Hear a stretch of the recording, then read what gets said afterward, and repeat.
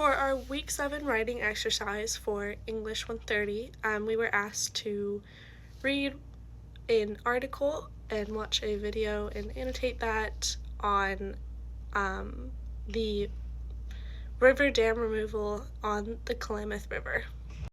Watching that video and reading that article was definitely a little bit shocking at first.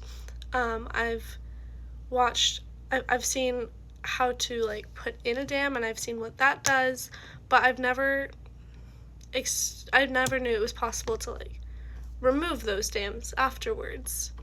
I definitely think it would be very beneficial for the salmon in the river and the wildlife around. They said, one, it'll reopen 400 miles of habitat that the salmon haven't been able to enter for about a century. They said it'll help with cleaner water going downstream, going down flow.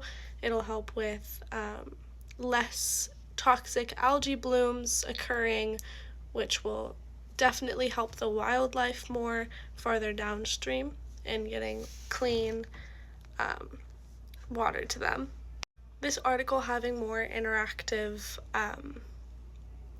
styles to be able to learn this information and view it was definitely very beneficial. I think it helps keep the reader engaged and gets that information to them in a way that's easily understood. It can be really hard to just read a really long article on something without something to listen to, something to look at. So I think that was really great on their part, putting in that video and those pictures.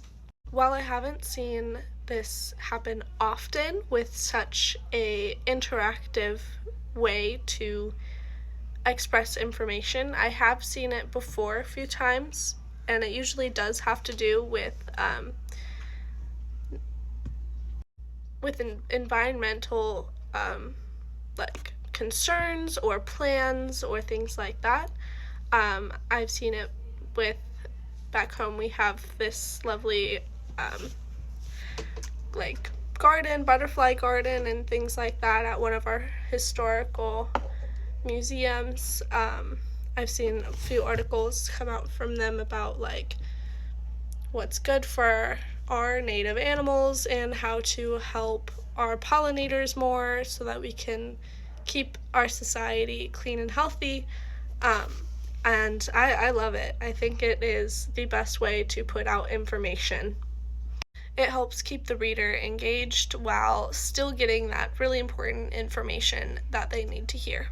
Although this dam removal isn't going to help in the drought issues and the irrigation issues, it is definitely going to help the wildlife and the nature, which I think is very beneficial and honestly a little bit more important than human involvement and human need and desire. The dam removal is said to cost $215 million, which is the cheaper option, surprisingly. But although I've never seen or experienced something like this happening, I am very glad to see it happen. I think me personally, I think humans need to take a step back a little bit over our control over the environment and the natural way of life, if we intend to let our planet thrive for a much longer time. Environmental issues are really major right now, given how much carbon dioxide we are putting into the atmosphere. It's killing our ozone. It's affecting wildlife in very, very negative ways. And if we don't, change a bit what we're doing, we face killing our planet, which would in turn kill all of us. So I think it's really important that we do things like this more often.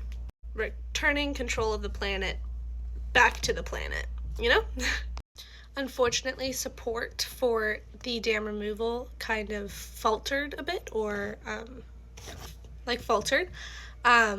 due to not being able to promise like irrigation and water for the ranches and for farms and whatnot.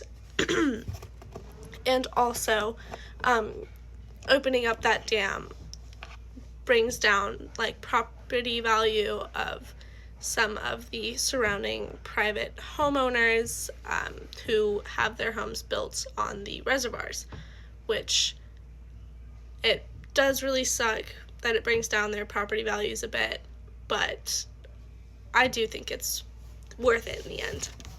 Especially given that the salmon are pretty much the keystone species in this environment, I do think it's really important that we reopen that habitat to them, even at the cost of property values going down. It's for the benefit of the environment and the benefit of the planet, not the people. One last thing that I think is really interesting is that this article is a little bit, it's from a little bit ago. So the deconstruction is scheduled to start, or to have started summer of this year. So I'm very interested to see how that's going, and I might later look up information about how this dam removal process is going, and how far they got along, how much they still need to do. With that being said, this is, I believe, the end of my response to week 7's writing assignment. Thank you so much. See you next week.